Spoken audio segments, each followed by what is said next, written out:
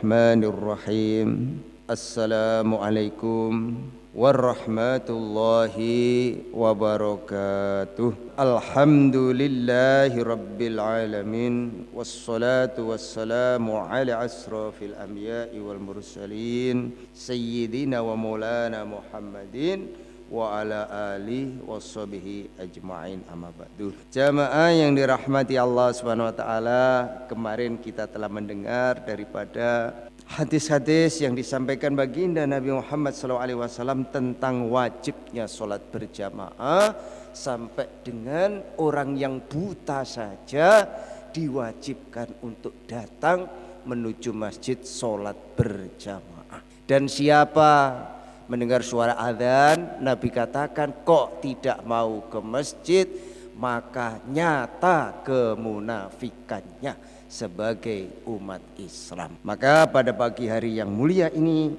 kita akan lanjutkan dengan judul keutamaan, yaitu sholat berjamaah. Apa keutamaan yang diberikan oleh Allah Subhanahu wa taala bagi orang-orang yang senantiasa istiqomah sholat berjamaah di masjid? Orang-orang mengerjakan sholat fardu secara berjamaah akan mendapatkan beberapa keutamaan. Orang yang mendapatkan keutamaan pertama yaitu pahalanya 25 kali lipat daripada orang yang sholat sendirian. Abu Hurairah radhiyallahu an berkata, Nabi Muhammad sallallahu alaihi wasallam bersabda, sholatnya seorang laki-laki secara berjamaah dilipat gandakan pahalanya atas sholatnya di rumah atau di pasar sebanyak 25 kali lipat. Jadi kalau ada seorang laki-laki, kata Nabi, sholatnya di rumah, maka tidak bisa menyamai satu kali sholat berjamaah dikalikan 25 kali sholat. Jadi satu kali sholat sendirian tidak bisa menyamai sholat berjamaah di masjid. Maknanya bahwa pahalanya itu sangat besar bila kita lakukan dengan berjamaah.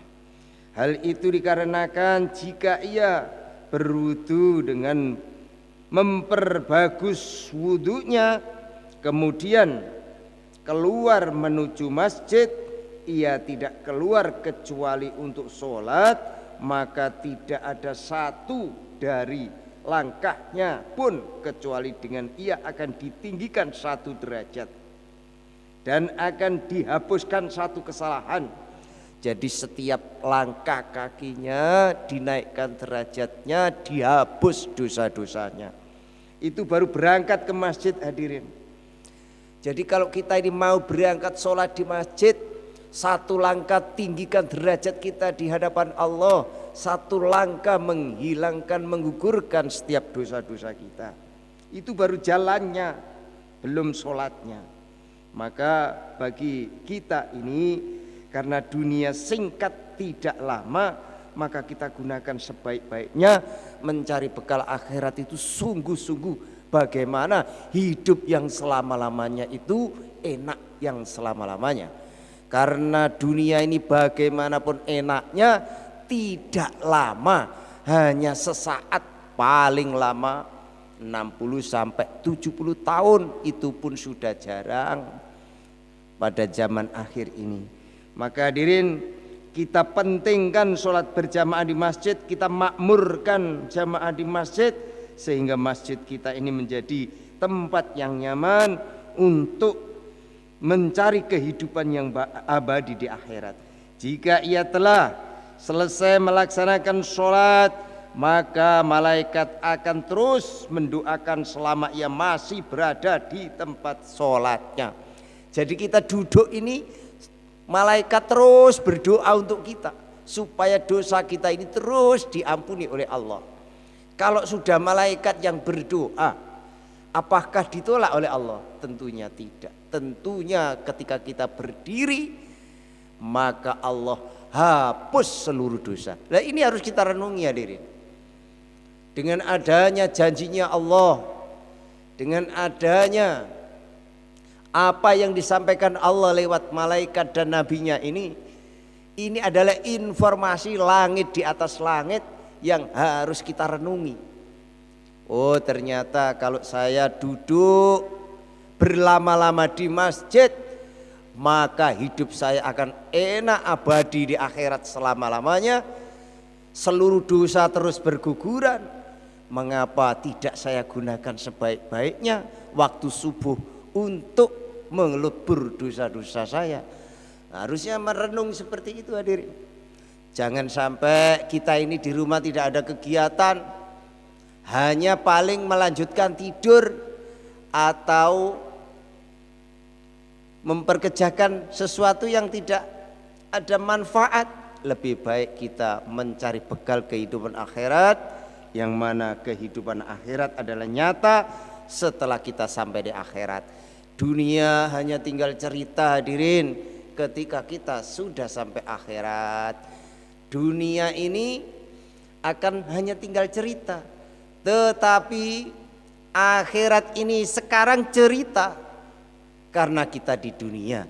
Kalau sudah sampai akhirat, semua yang dikatakan Allah lewat malaikat dan nabinya akan menjadi nyata. Maka kalau sudah sampai sana kita menyesal, itu baru tidak ada gunanya.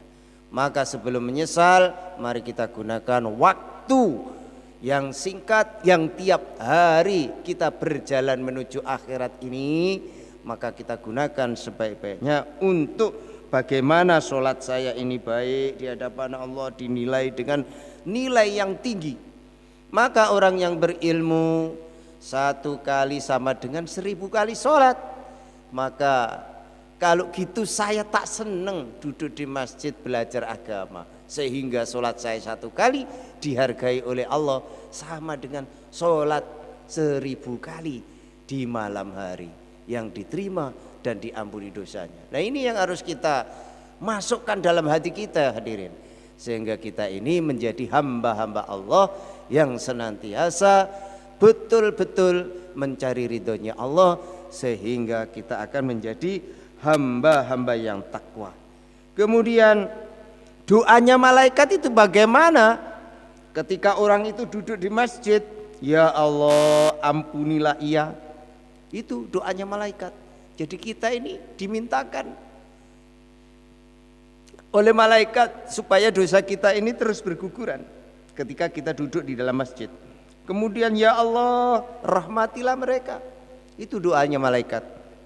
Kemudian dan seorang di antara kalian akan terus dihitung dalam keadaan sholat selama dia duduk di masjid menantikan imam. Jadi kita menantikan imam itu dihitung sholat. Maka jangan tergesa-gesa, maka tunggu jamaahnya. Biasanya yang belum datang siapa ditunggu, tidak apa-apa, 15 menit setelah azan baru dikomati. Kalau puji-pujian kesel ya diam, atau baca zikir, sholawat, baca Quran, dapat 2 lembar baru komat, sehingga pahala kita besar di sisi Allah dan malaikat terus berdoa lama untuk kita.